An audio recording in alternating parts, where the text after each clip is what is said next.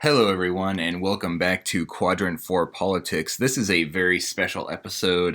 We're going to talk about the coronavirus today. We don't even have our questions with us. We're We just don't. This is our end of the world version. the end of the world Quadrant for Edition. Politics Yeah. because the world is ending.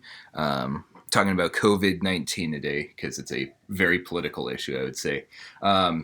This episode is going to be uploaded out of order because we still have one recorded that hasn't been uploaded yet. So this one's going to be uploaded before that one because this one's So more how timely. many more people have to die before this is uploaded, Riley? Well, I'm going to upload this hopefully right away. We'll see how that goes. Oh, I see. So you're going to upload this one before the next one, yeah. So, I see.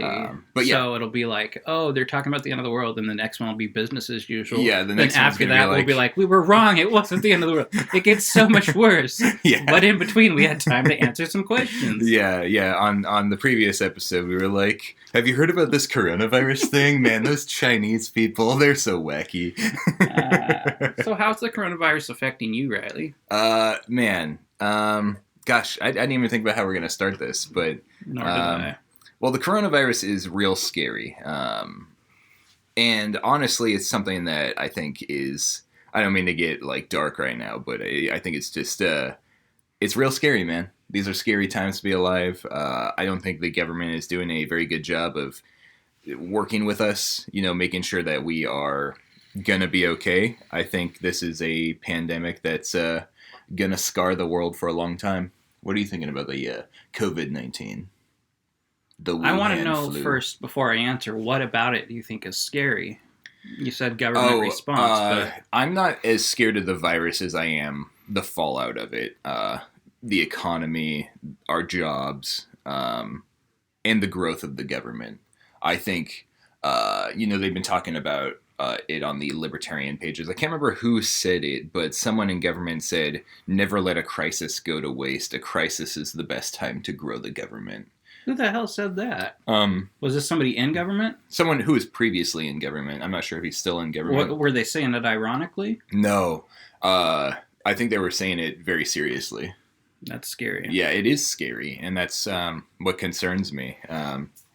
What about you? What are your general thoughts on this before we dive deeper? Well, it's hard because, as I was discussing with you earlier, it's one thing to be capitalist and personal responsibility when things aren't going bad, Mhm. but to have those same views during a crisis kind of makes you seem uncaring. Yeah. And I kind of feel like I might be in the minority when I say, like, we're kind of in overkill mode right now, with all the restaurants being shut down, all the schools being shut down. The movie theaters. Well, yeah, but Those are jobs. It's just I'm really worried about our economy, and it's not that the lives that are being affected don't matter. As we've discussed on other episodes, I'm a very pro-life person, and I think every life has value. And I think, we're talking about, oh, well, it's only affecting people of certain age groups and people with underlying conditions. Well, those lives matter as well. So it's not like if you're 70 or if you're 35 and have a bad immune system, your life doesn't matter. Mhm. But at what point does that balance out with, okay, we now have half the world unemployed because we're being told to self-quarantine? And I'm kind of rambling, but we're also talking about, like, okay, well, the government's going to help us in that time. And it's like, even if they help us, like, there's still the whole nothing's free thing. Yeah. It's interesting to see this with a Republican, president and Republicans dominating the Senate, because we're seeing them do a lot of very non-Republican things right now. And I'm sure the Republican Party is like crap, because the Republicans, they're not like libertarians. They say they want a small government, but they also strongly believe in government.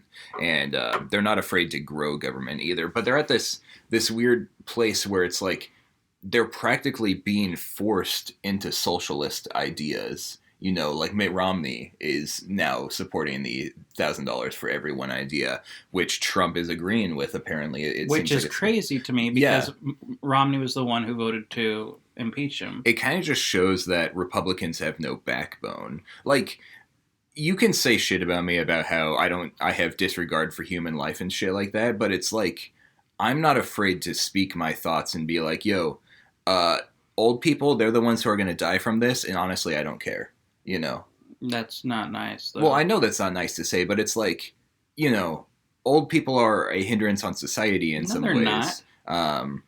Old the people ones who are don't where you work. Get your experience and your wisdom from, and your stories about World War I and crap. Yeah, for sure. But what I'm saying is, we shouldn't ruin the economy just to save the old people. Like, I have grandpas and grandmas, and people who have immune problems that would die if they got the disease, or would at least be at risk.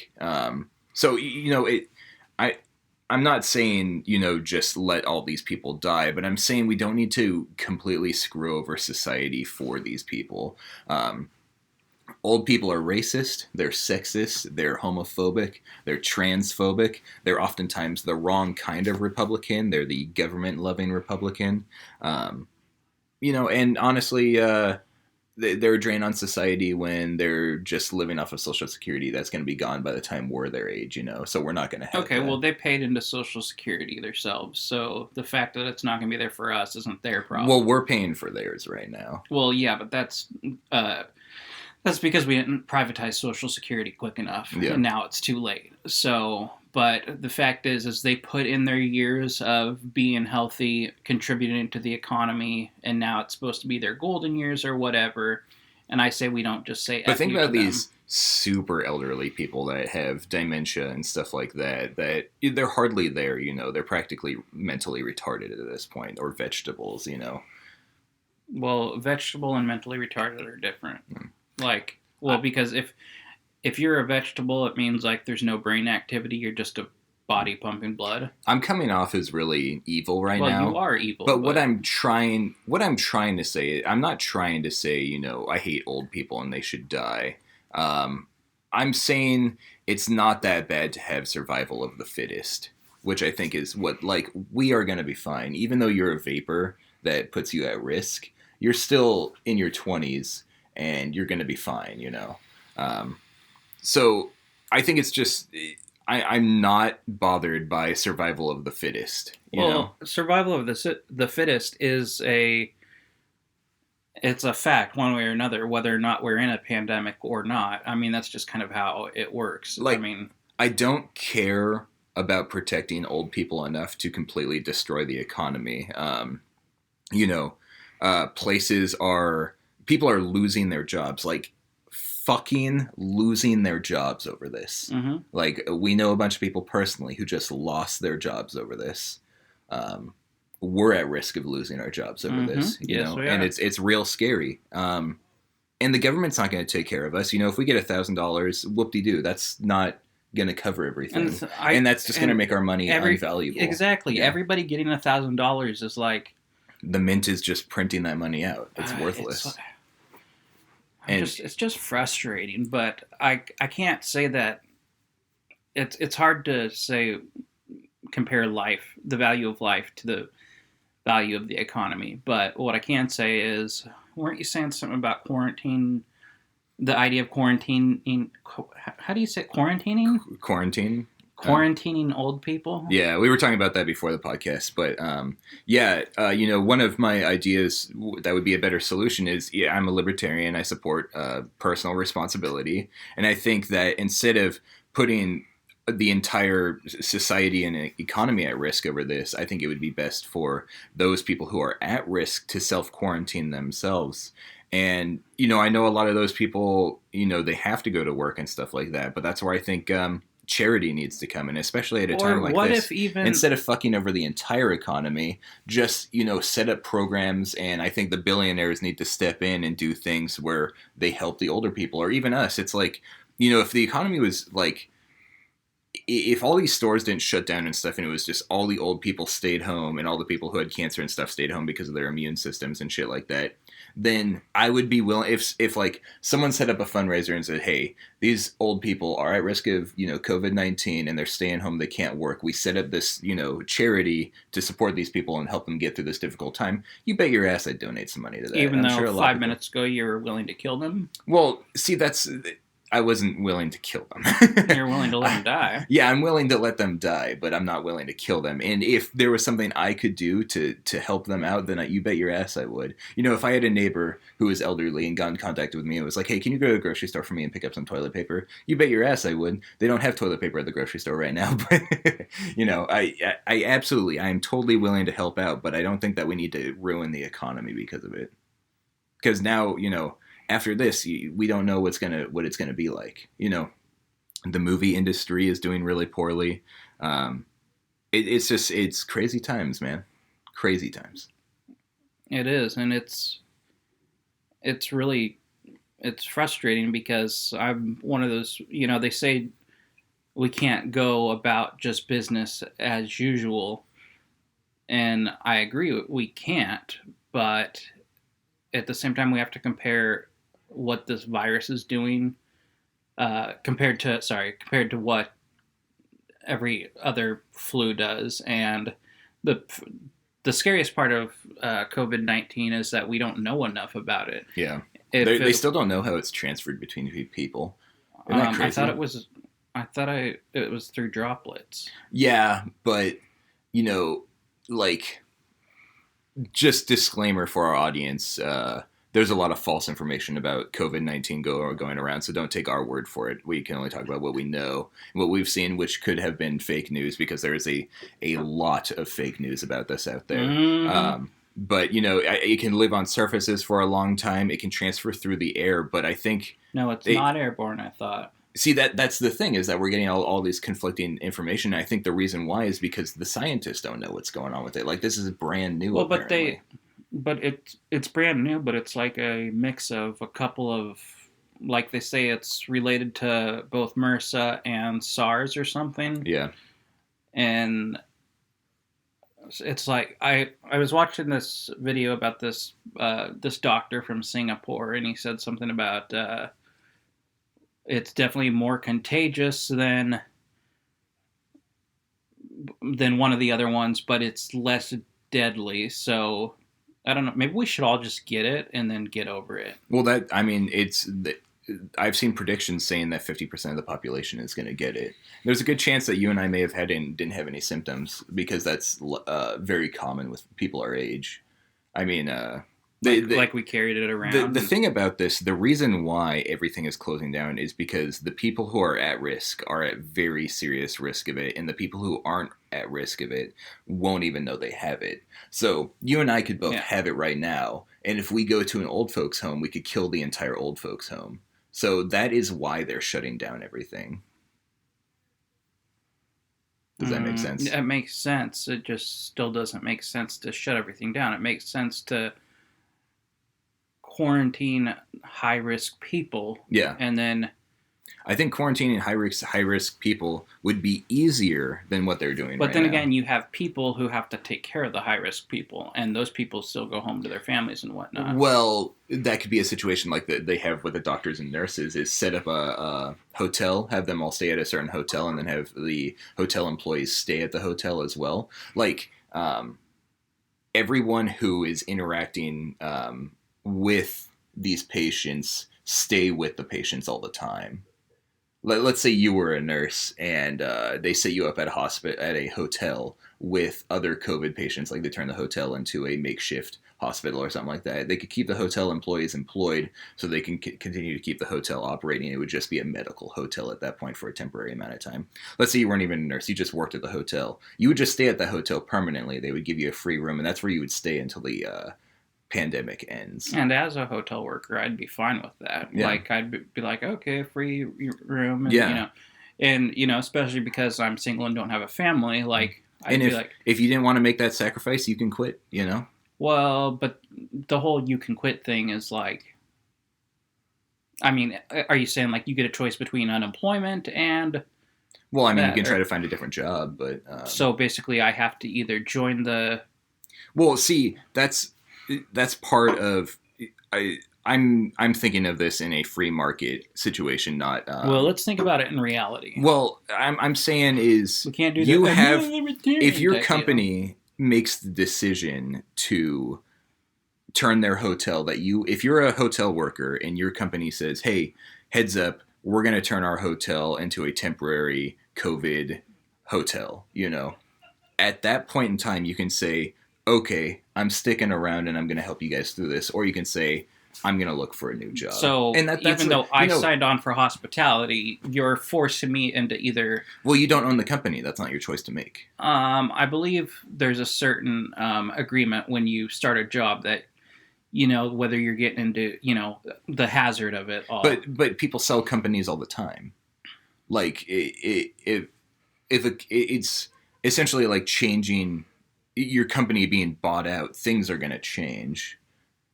So, okay, so do you stay on with the changes or do you look for something else? Yeah. I think that's one thing to say that's fine as long as you can still say, I'm not comfortable with that. I'd rather look for other employment, but still get to collect unemployment because essentially your industry has changed into something that you didn't sign on for. It's still within the realm of hospitality, I'd say. That's high-risk hospitality. I guess.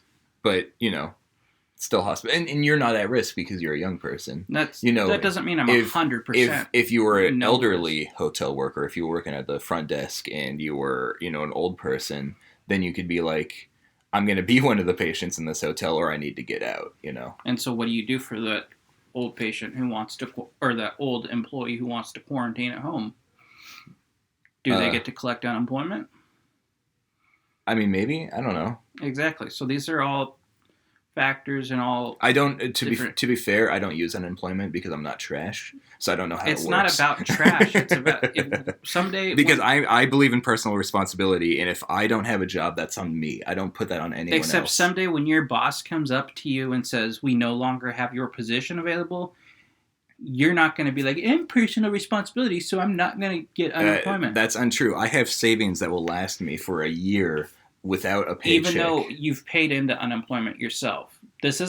Unemployment's not a welfare program. It's something we pay into. That's why we get that little part taken off of our tax. Yeah, but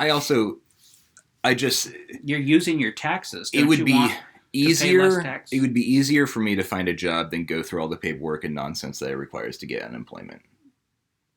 And I'd rather do that. You're difficult to work with, Riley. Because let me tell you, that's just my laziness knows no bounds. I'd rather find a job than figure out how to do. You can't be both lazy and personal responsibility person. Well, my laziness has the realm of I just rather do the right thing.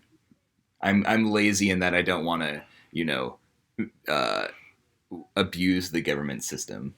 I don't know. I think and there's all this talk about government and what the government's doing wrong and all the screw ups by the Trump administration or by your state government. And it's like, how do you get something like this right? How do you get a pandemic right? We responded to this pandemic really well. What country is doing really well? I saw something on Facebook, but I didn't click on it. And it was some country in Asia, I can't remember which one, but it was like lessons we could take from this country, and I don't know what they did, but we know Italy hasn't done well, we know China's not done well, and we're talking about those are two different types of economies that are different from each other that are also different from the US. All three of us have similar traits, but also different economies. And the fact is sometimes it doesn't matter what your economy is. A pandemic's going to come in and it's going to get you. Mm-hmm. And you're going to get your COVID-19 really. I think freedom and liberty are the only answers here. And the reason why is because in Italy and China are two of the biggest places where they're having issues. In Italy, they have socialized healthcare, and their healthcare system is not working for them. Doctors are having to choose to let patients die because they're so at risk. They're letting these super elderly just die because they have no other option. And you might say, I'm an evil person because I'm saying survival of the fittest, and I'm not too bothered by letting the elderly and at-risk people die. But that's what's happening in Italy. That is Well, exactly what's it's happening. not. Hold on, I'm not done. Okay, I'm not done. okay, go ahead. Go ahead, finish. Are you interrupting me? Like they were interrupting Trump at the debates? Okay, sure, yeah. Wrong. And China. Do I just still, while you talk, can I just say wrong? Wrong. China, they have a totalitarian, authoritarian government, and they're able to get through this by demanding that people stay inside. And if you leave, you die. And North Korea is probably shooting people. Mm-hmm. And that might be an effective way to handle this situation, but it is wrong, and it's corrupt, and it's immoral. I believe freedom is the best way to handle it in a free market, because the way we get through a crisis like this is through resources. And if government is stepping in with their regulations and their taxes and their mandates and stuff, the resources become more scarce. If it was easier to become a nurse, if it was easier to become a doctor, if it was easier to build a hospital, we would have more of all of those things that would be available to take care of these people. But because building a hospital is so expensive and difficult, Jeff Bezos isn't interested in building hospitals because it's not a profitable option. But if building hospitals was easier and didn't require so many regulations and shit like that, we'd have more hospitals. And if it was easier to become a nurse and a doctor, shit, I'd become a nurse, And I'm not saying that we need to get rid of all the regulations, because I'm not an anarcho-capitalist, but 16 years to become a doctor is ridiculous, It shouldn't take that long, and it's our country is low on doctors because of shit like that. Yeah. Okay, I agree. I don't remember my original point that I was going to interrupt you with now. Something about you saying, I mean, survival of the fittest. If the old people have to die, they have to die. Right. Sure. But right now, I don't think we're at the point where they have to die. So I think maybe the answer is what government can do for us, but what we can do for each other. Well, yeah, that's... And I think coronavirus ultimately is going to be a test of our character as individuals. Yeah. I think... Well, that's what government's trying to do with this is, I don't know if you've heard about the flattening the curve thing, is the reason why they're telling us to self-quarantine, and the reason why they're restricting how many people can go into a place at a time is because they're trying to flatten the curve, whereas if a lot of people get infections right away, it fills up the hospitals immediately, but if the infections happen slower over time, then the hospitals won't be as crazy busy. So that's what they're trying to do, and we could do that personally if the media just continues to tell us, hey, if you want to help us through this crisis, stay home, don't go out, shit like that, then, we as a society can decide, okay, we want to help out with that, and we'll try to stay home, which is no problem for me. I'm a homebody. I can entertain myself at home for hours, days, months. And I don't think that government needs to step in and shut down these businesses, because a lot of this stuff is like movie theaters, okay? I want to go see a movie during the crisis, but I also want to help out by self-isolating. So I'm going to self-quarantine myself until the movie comes out, and then I want to go see the movie. But the old person can also have the personal responsibility of saying, hey, Riley, thank you for self-quarantining, and while you're seeing this movie, you know what? I'm just going to avoid the movie theaters during this time, because obviously that's not a smart decision for me to go to the fucking movie theater during the coronavirus, Like, I think it needs to happen on both ends, but instead the government is punishing everyone. Well, but the reason they're punishing everyone is not because everyone's at risk, but it's because everyone can carry it. Like you said, we could both have it right now, and maybe we won't feel anything, even though I think we would. But let's say we don't. Actually, isn't there right now there's 4 NBA players or something that have it, and 3 of them say they aren't feeling any symptoms. Yeah. Idris Elba. I don't know if that's how you say his name. He played Heimdall in the Thor movies, but he's also he's known for a lot of things. He's a really handsome black man, and he's an actor. And he got tested for the coronavirus, and he got tested, and he didn't have any symptoms. He didn't have any symptoms, and he still got tested anyways, and it turned out that he had it. So, he's got gray hair in his beard, but he's not very old. But right now, most people, they won't test you if you... Yeah. That's another thing that's going on, is people are complaining that wealthy people are getting tested no problem. So what's your response to that? I don't really have much of a response for that. I think that, the testing kits would be available if we had a free market, if they were easier and cheaper to make and stuff like that, which I think could only happen with the free market. But aren't they lifting a lot of these regulations right now that, I mean... Too late, though. I mean, the process to get them all made and stuff like that. Well, and maybe and also, we could have responded to this better if every year there wasn't a different... Like, because at first and I'll admit it because it's the truth. At first I was like, this is going to be another SARS, another MRSA, another Ebola, another bird flu, another swine flu. Yeah. And I was like, this happens every year, except for the past 3 years because we've been dealing with TDS, Trump Derangement Syndrome. And so that was the disease the last 3 years. Before that, every year there was a disease. And so we didn't respond fast enough because... we were like, okay, this is the newest sickness fad or the new illness of the year, Yeah. And we didn't think it was going to get this big. So I blame the media for a lot of this. Oh yeah, absolutely. Well, and I think that needs to be discussed is how culpable is the media? Yeah.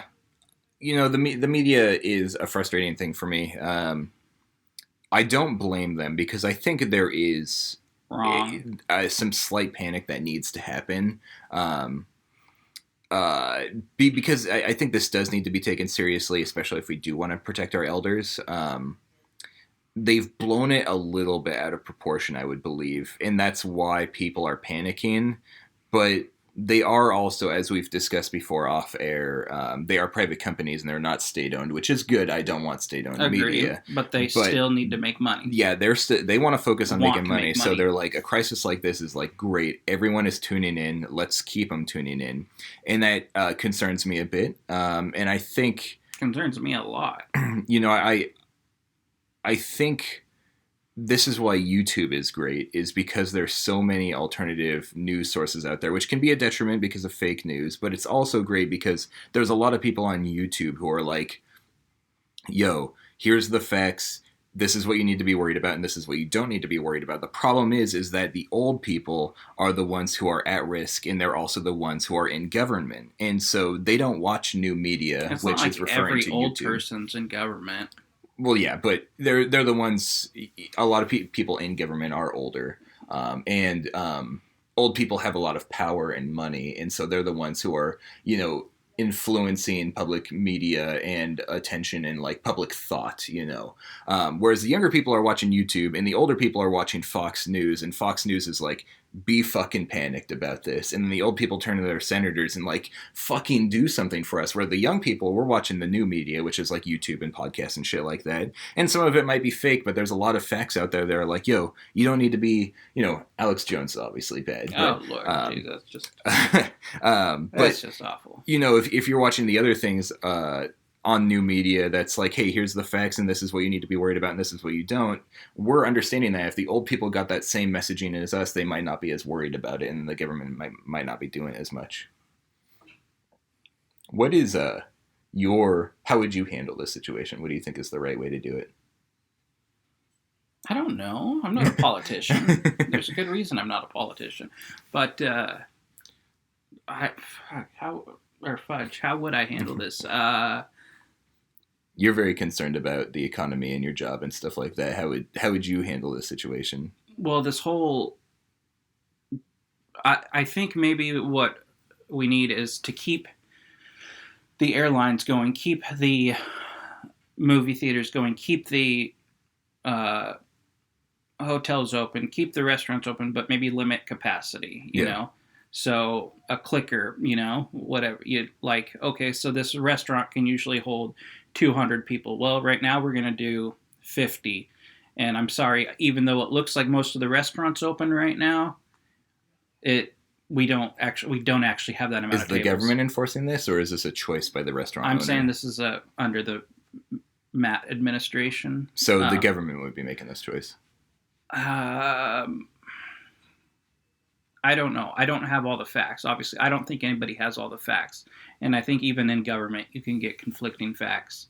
And there's only so much blame I'm willing to throw at government, because even government is full of, It's government's made up of people, and people make mistakes, and people get information wrong, and they get wrong information, and that's why I think it needs to just come down to the individuals. But then again, individuals make stupid decisions too, and that's why this is ultimately something we're going to have to write out.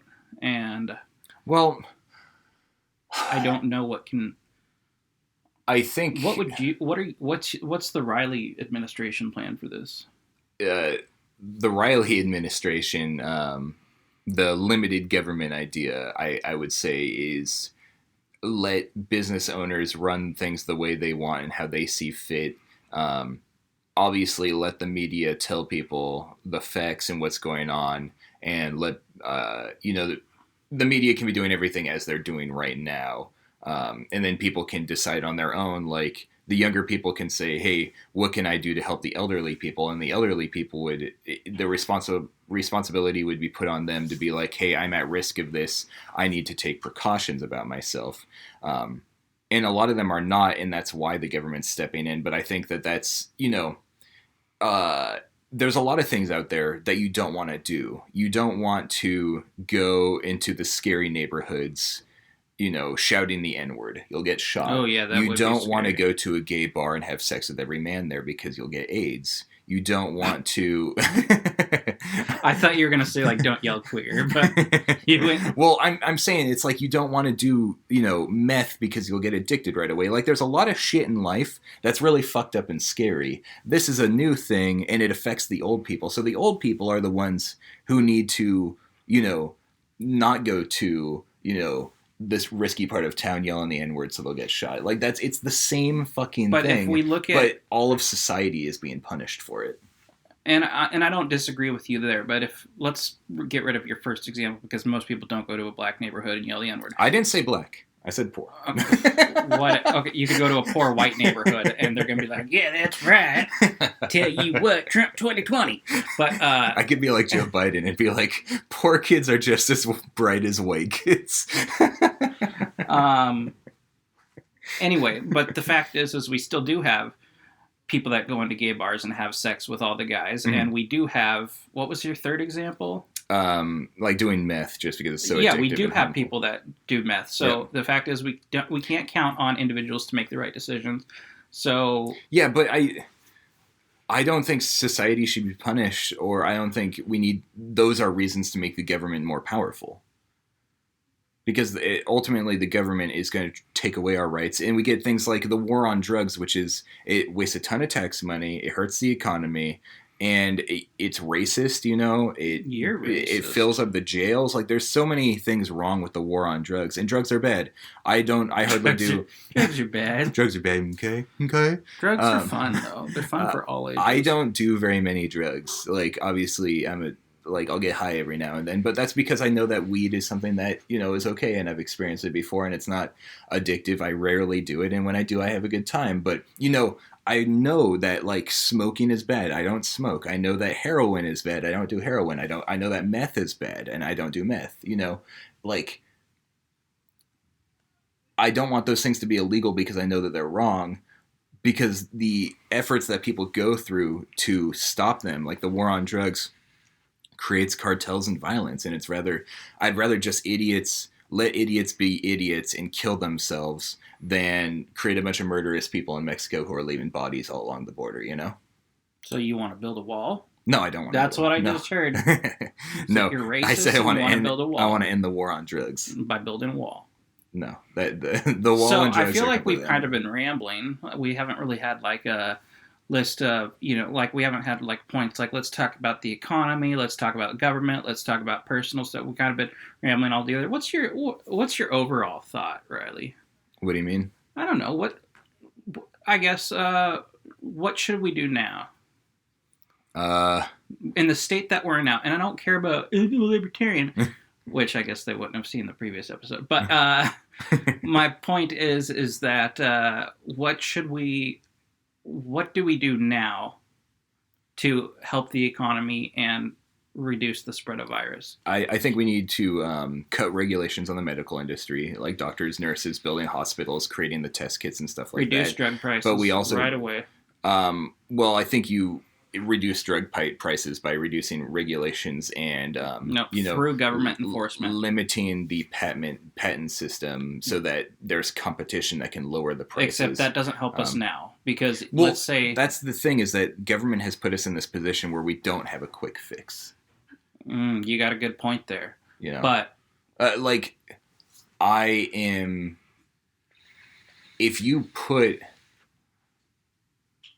We are in a very tricky time right now, and they're trying, like, they're cutting regulations right now, and they're going to be giving us money, but as soon as this crisis is over, those things are going to come back, and the government is going to grow in power. And they're going to take our new free money away. Yeah, and or it's just going to become worthless. But it's going to become worthless the second they give it to us. If we give the government the power to go up to a company and say, you need to lower the price of this right now, government has that power forever, and we don't want that. It's a slower process. Only on I'm only saying on medication and like medical services. But that's all of a sudden we lose all of our medication because people aren't interested in going into that industry anymore because government has so much power. I'm not there saying and don't make it profitable. I'm saying. If it takes you 10 cents to make, why do you have to sell it for $500? That is a slippery slope. It is a slippery slope. And competition is the best way to do that. Because if we introduce a competitor that, like, if it costs 10 cents to make it, someone's selling it for $3,000, you introduce a competitor who's able to make it, for 50 cents and they sell it for $1. All of a sudden, the competitor who's selling it for $3,000 has to come down real quick. They might be able to make it for cheaper, but they have to compete with this company now that's making it for a more expensive price, but selling it for a lot cheaper cost. Okay. It still doesn't answer what we do right now. The fact is I got to be pro-life before I'm pro-free market, and I think we need to get the cost of healthcare down. Not to where it's not profitable, but drug makers don't need to be making 50,000% on a single pill. Well, do we need to focus on the insulin crisis right now? Like, we should just be focusing on the coronavirus. And well, right now there's no single medication that, like... Well, we can make a vaccine faster by reducing the regulations on vaccines, which is what they've done. Exactly my point. And they're working on it as fast as possible, but they still have to go through all these trials and stuff. They say it's still going to be 12 months, 12 to 18 months. Yeah. I can't afford that. I can't afford 12 to 18 months. I don't know if we have an option to get by that. And lowering the price of insulin is not going to be the answer. Well, I'm not saying, but I'm saying in general, lowering drug prices is going to help for when people become unemployed, they can at least stay alive. It's the same reason we don't tax food, Well, I think the best way to keep people from being unemployed is by getting rid of these dumb restrictions on businesses, like making them close, putting a limit on how many people can get inside. If we want the economy to survive, it's just the people who are at risk need to self-quarantine. And those are the ones that are going to have the money issues, and the rest of society needs to step up and help them out. So let's do it. Let's have everybody who's 50 okay, here's my plan. Everybody who's 55 or older has to self-quarantine, and if they're employed, they can collect unemployment. Okay. Until such time as the virus is over. And we get to start this major charity called Help Coronavirus People. And then... Sponsored by Quadrant for Politics. Exactly. And then the rest of us can just live our lives. Yeah. And then we're back to about the people who help them. And so we've just circled back around to you wanting me to live in a hotel or get fired. Yeah. So, yeah, your plans are stupid. Well, think about that. That'd be a sweet job. Imagine if they paid you more for that.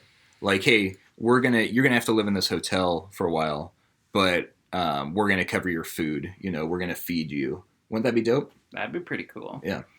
But it wouldn't be cool for everybody because some people got families they have to go home to, and we don't know how long this is gonna. Let's say this lasts a couple years. Even I eventually would want to leave the hotel to go visit the Yeah. When I say I don't have a family, I mean like I'm not married with kids. I'm not saying I don't have parents that I don't want to go see or siblings that I want to visit. So I don't know. There's no easy answer, but I think they. I I'm I would get crucified for saying this in public, but we need to return to business as usual a little bit more than we are Mm-hmm. right now, because what we're doing right now is definitely overkill. Mm-hmm. Especially considering the I don't do you know the statistics yet, like how many people have died in the US? Like I know a Last couple time of I days ago saw, it was at 100, so maybe it's at 300 now. God, I hope not, but um, yeah. It's a scary time, and we don't have the answers.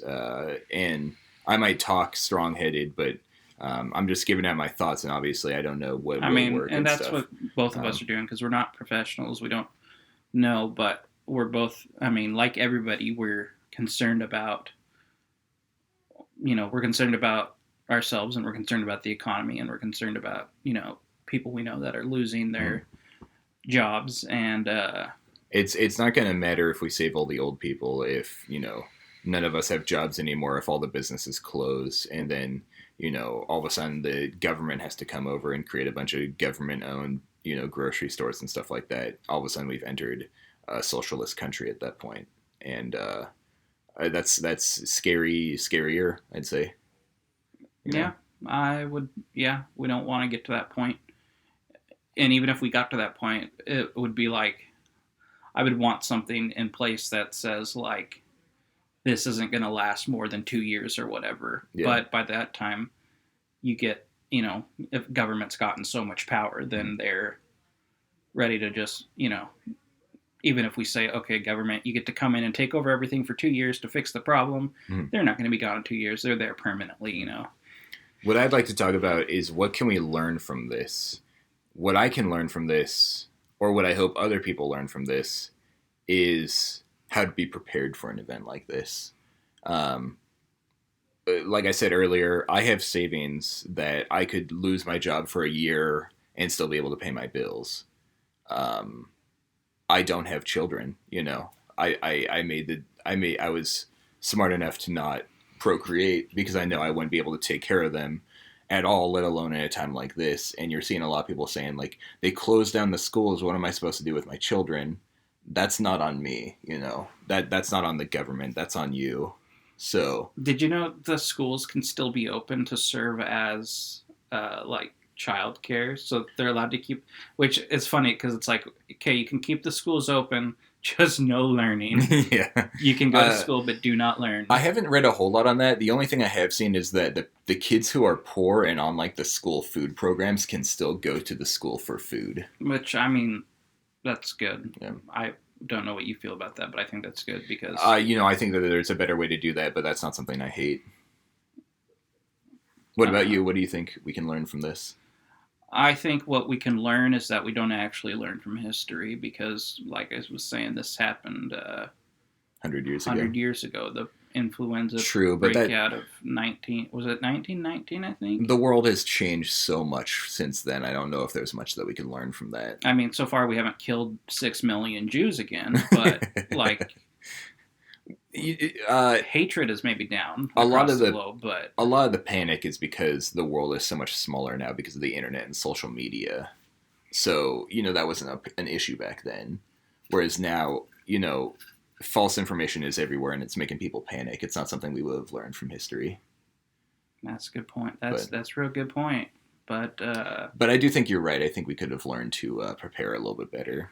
Well, yeah, and I'm like, for example, for some reason I always keep stocked up on toilet paper. I don't even use that much, but like I have enough toilet paper to last me like 6 months, and it's just because like I myself don't want to go back to the store to get more. Like I don't want to be shopping for that all the time. So Yeah. I see a good deal and I buy it. But in like Clorox wipes, like I have like three or four of those things because at one point I saw them discounted on the shelves.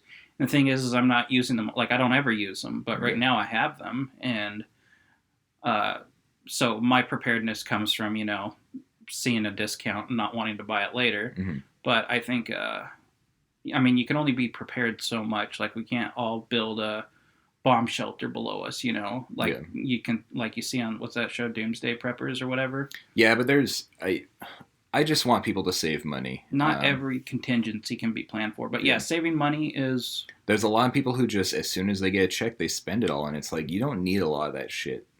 That's true. I spend a lot of money on food, and I don't own a car because it's not worth it to me. Cars are real expensive, and am I a hippie? Well, let's see. The other day, my car was broke down, and you couldn't help because that's true. you're a hippie. But I spent the night in my car. I know, that's real sad. I do feel bad about that. Well, you should, because had you had a car, you could have come pick me up, because you're the only person I knew who was awake that late. Yeah. Bad time to get stuck in your car. It was. Coronavirus is like knocking on the door. It was. Hey, Matt, actually, I had a bum come up to me. And God! No. He's like, and you know what he said? What? He was like, "Hey, he's like, hey, you okay in there?" And I thought he was legitimately concerned about me. Yeah. I rolled down my window. Okay, he wasn't a bum because he actually had a nice car, but he's like, "Need help? I can help you if you got a little money for my tank." And he was like, "I just lost all my money at the casino," and I wanted him to go away so much. I opened my wallet. I had $1 single bill in there. I said, "Here's this $1. I don't need help. It's all I have. Thank you." And I gave it to him, rolled the window up. So here's $1, bro. Yeah. And he's like, "Just $1? Like, I can fix your car." And like, the problem was the starter. And I'd already had like 2 other people give me an opinion. Oh, yeah. And he's like, "I think it's the starter." And I'm like, "Can you do anything about it now?" And he's like, "No." And I'm like, "Okay, goodbye." Like, thank you. So here's your $1. Please leave. So because you didn't have a car, you weren't prepared to help me, which was your obligation as my friend. I'm so sorry. Well, I'm just saying, you want to talk about other people being prepared, but were you prepared to help others? I was prepared to help myself. Oh, well, that's great. That's not what Jesus wants from us, though. Yeah. And I think if we follow God's commands right now, amen, to love one another and to forgive others and to love our enemies, we will get through this. But will we do that? Absolutely not. And that's where we're ending on that Christian message. That is where we're ending, because what everybody out there needs to know is if you love God and you love others, you will get through this. And things will get harder, but you have a God that promises to never leave or forsake you. Mm-hmm. And that is the end of our show. All right, cool. If you got laid off, look at drugstores and grocery stores and hardware stores. They're still hiring, so you can get a job there. Anyways, thanks for tuning in to Quadrant for Politics for the special coronavirus episode. End of the World edition. End of the World edition. Email us at quadrantforpolitics@gmail.com. That's the number 4, not spelled out. Check us out on all streaming services, such as... Yeah, YouTube. Are we doing this at the end? Just say it. They finish the episode and they're like, "Oh, I didn't know I could listen there." Okay, well, fine. Don't listen to us on any of these services. Don't listen to us at all. Just go ahead and stop listening where I said, follow God and everything's fine. Praise Jesus. That's right. You need to start reading your Bible right now. All right, we'll see you guys in the next one.